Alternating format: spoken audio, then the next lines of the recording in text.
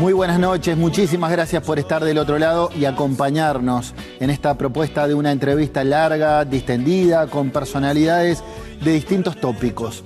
Esta noche vamos a hablar con un artista de vocación, un actor que dejó un trabajo bien pago para dedicarse al teatro. En realidad es una doble entrevista, porque también vamos a hablar con el candidato político. Vamos a hablar con el hombre que interpretó a José Artigas o que protagonizó el Chevrolet, y también con el creador de la Antimurga BCG y el candidato Smoris presidente. Esta noche seré curioso con Jorge Smoris.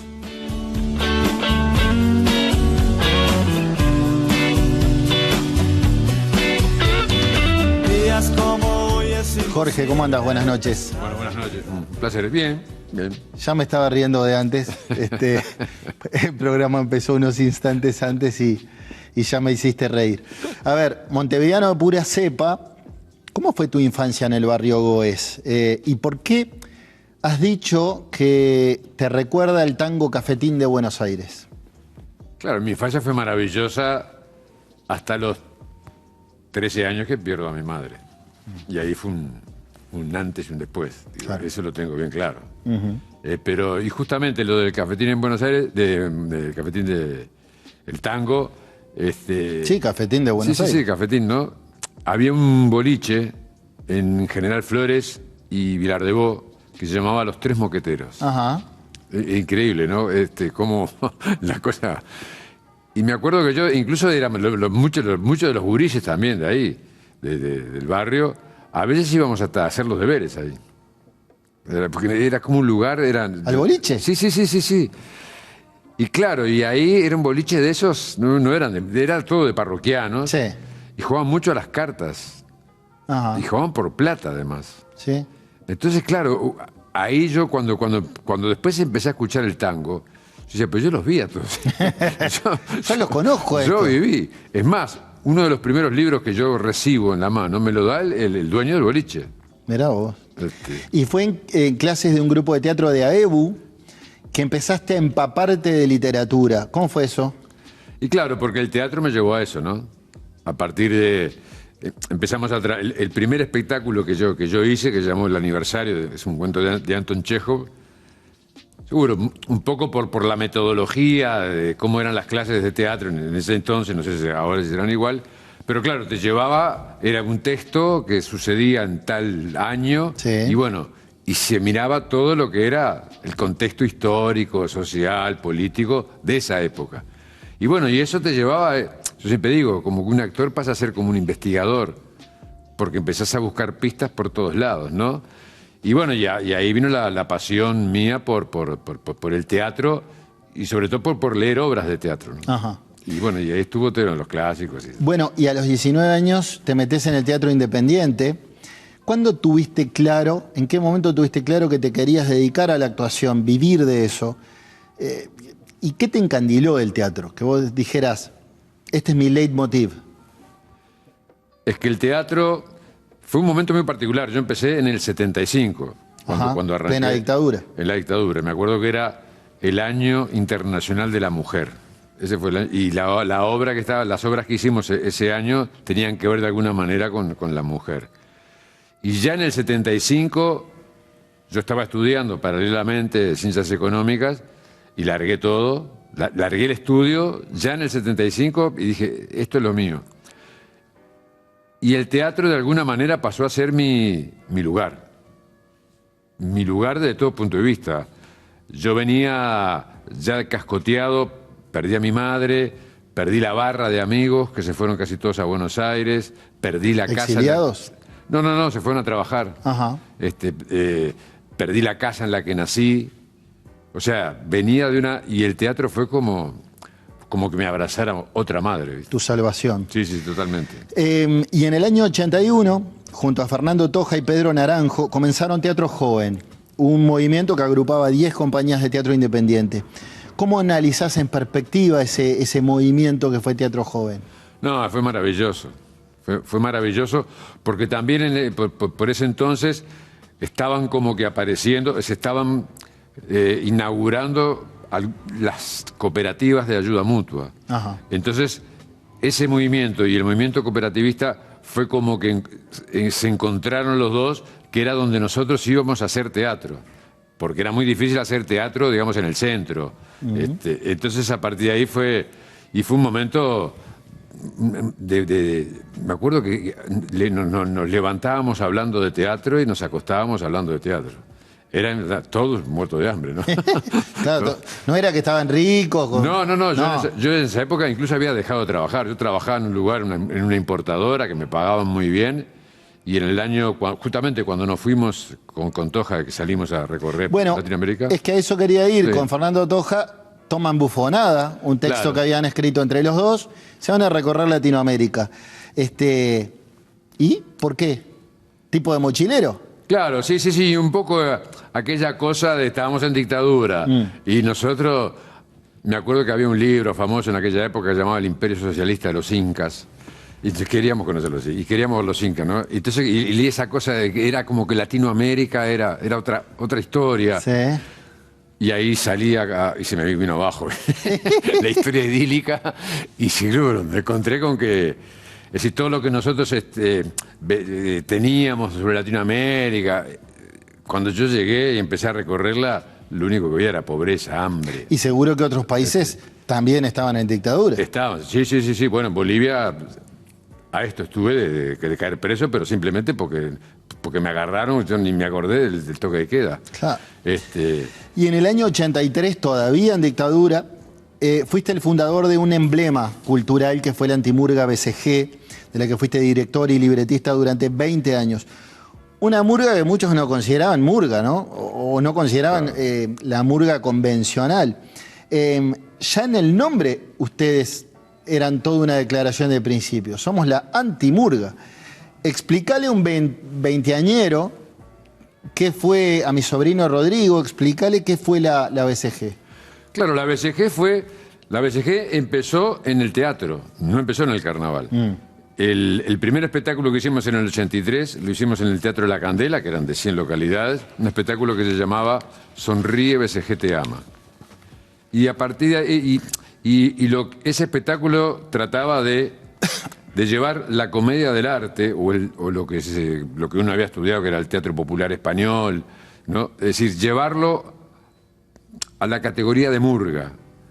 El nombre de antimurga era como para decir a la gente, mirá, vas a venir a ver una cosa que parece una murga, Pero no es. pero no es lo que estás habituado a ver de murga. Claro. Y bueno, y eso fue así, y era un espectáculo que andaba fenómeno, pero que usábamos sintetizadores, bolero de Ravel, cosas así, cosas muy extrañas, guitarras eléctricas, ya entonces, y por supuesto tenía como que una presentación, pero todo era parte del mismo juego.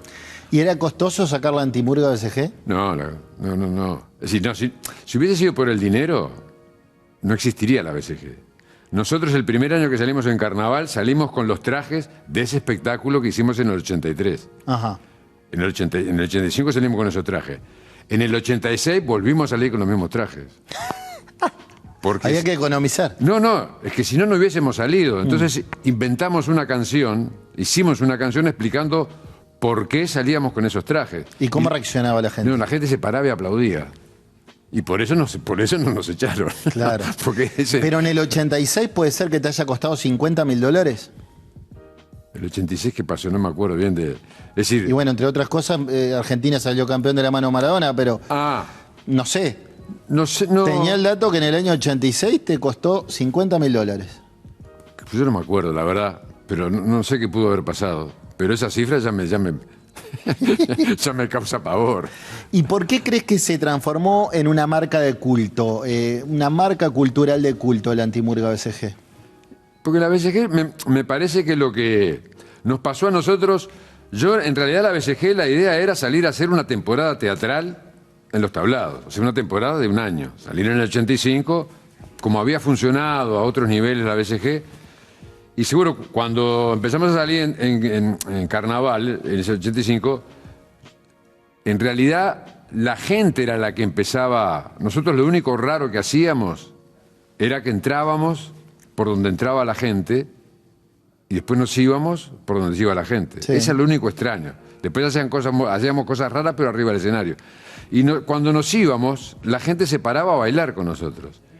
Entonces yo dije, bueno, Algo que hoy es bastante común. claro, pero que en aquel entonces yo dije, Fue rupturista. Seguro la gente se ve que quiere. Y bueno, y yo empecé a estudiar un poco el fenómeno carnaval, pero más como, no el carnaval uruguayo, sino el carnaval como fenómeno estético, Sí. como forma expresiva. Sociológico. Claro, y ahí empezó a venir el tema de, bueno, una cuestión más física. En aquel entonces ya salíamos de dictadura, los discursos, digamos, de las murgas eran bastante... Fue un momento, ¿no?, complejo. Y claro, la BCG venía con otra cosa. Primero con un humor absurdo y sobre todo con devolverle al carnaval esa cosa festiva y esa cosa que la gente... Irreverente también, ¿no? Sí, y que la gente se adueñara del escenario. Los dueños de escenario nos mataban porque seguro le rompían los bancos, le rompían las sillas, subían al escenario. No, era una locura maravillosa. Y a fines de los 90, año 98, actuaste por primera vez en una película uruguaya que fue un boom en la época, El Chevrolet, de Ricañi, Sí. Leonardo Ricañi. Decía, fue un boom, llevó 60.000 espectadores a los cines. ¿Qué crees que tuvo de especial El Chevrolet? Y bueno, que fue una película, primero creo que fue la segunda película uruguaya. Que arrancó, Estaba en La Puta Vida, por ahí, pero El fue Dirigible antes. antes. Arrancó El Dirigible Sí. a que hicieron cola para pegarle, ¿no? Sí. Y después... Me acuerdo que se decía que nadie entendió El Dirigible. Sí, yo qué sé, pero después te ven una película de Len Resnais, te la ponderan y ¿quién entiende una película de Len Resnais? O sea, se le pegó porque, no sé, ¿por qué hacer eso? Y después el tipo, me acuerdo que Dota no le pidió plata a nadie. Él tenía plata, dijo, yo voy a hacer esto y hizo lo que quiso. Y a mí me gustó mucho. Pero bueno, no importa. El Chevrolet fue una cosa que ni nosotros entendíamos que estaba... Fue maravillosa. Yo, la verdad que fue una cosa que viví un viaje con una banda que Buscaglia, Negro Rada, Sí, estaba Rada. estaba Fatoruso, Leo Maslía, yo qué sé, bueno, Macunaíma. No sé, no le faltó a nadie trabajar Dream en Team. esa película. Fue Sí, una locura, pero una locura también en la que íbamos haciendo, hasta el texto se iba haciendo. Yo la primera escena que tuve, la tuve a las 4 de la mañana con Pastora, que era la esposa de Imanol Arias, y que a las 4 de la mañana en 18 y Andes, y yo con el autor, con el libretito, con el guionista diciendo, vos loco, no hay texto. Dormido, me decían, hablale de esto. Y bueno, y así la fuimos llevando, ¿no? Bueno, y 6 años después, en 2004, ya este siglo, fundas tu partido político. Nace Partido al Medio, que ya lleva 20 años. ¿Qué era esa fuerza política en sus inicios? Fuerza política. Sí. No, fue una idea que en realidad el candidato surge por una necesidad. Yo de repente, antes de hacer el candidato, participé más activamente en una campaña electoral, Ajá, desde adentro. sí. Y ahí me di cuenta que no era lo mío. Cuando pretendían que fueras diputado del Frente Amplio. Claro. Y ahí... Lista 700. Seguro. Y ahí me di cuenta que es muy difícil para mí estar dentro de... Ahí es donde aprendí yo veo un poder por ahí y agarro para el otro lado, corriendo, ¿viste? No. Sí, me di cuenta que es muy embromado el poder. Es muy embromado. Recién en 2010 hiciste televisión en Uruguay con la novela Porque te quiero así, primero con Florencia Peña como gran actriz argentina, luego Catarín Fulop en Canal 10. ¿Qué te dio? Porque vos ya eras popular y conocido en Uruguay. ¿Qué te dio? ¿Masividad? ¿Que te saludaran en la calle? ¿Que te pidieran un autógrafo? No, me dio una selfie sería hoy. Me dio una gran satisfacción porque me encantó hacerlo. La verdad, que me encantó hacerlo. Florencia me pareció una mujer excepcional. Le digo Florencia, digo, no, pegar si dice Flor, o una cosa así, pero está. Una excelente compañera y una comediante fabulosa. Bien. Fabulosa. Y me encantó hacerlo. Bien. Me acuerdo que teníamos un tándem con Humberto de Vargas y disfrutábamos como locos. Nos mirábamos así y ya. La gente nos decía, loco, pero las escenas te las sacan como... es un deleite. Claro. Vamos a una pausa y seguimos charlando con Jorge Moris en la noche de Seré Curioso.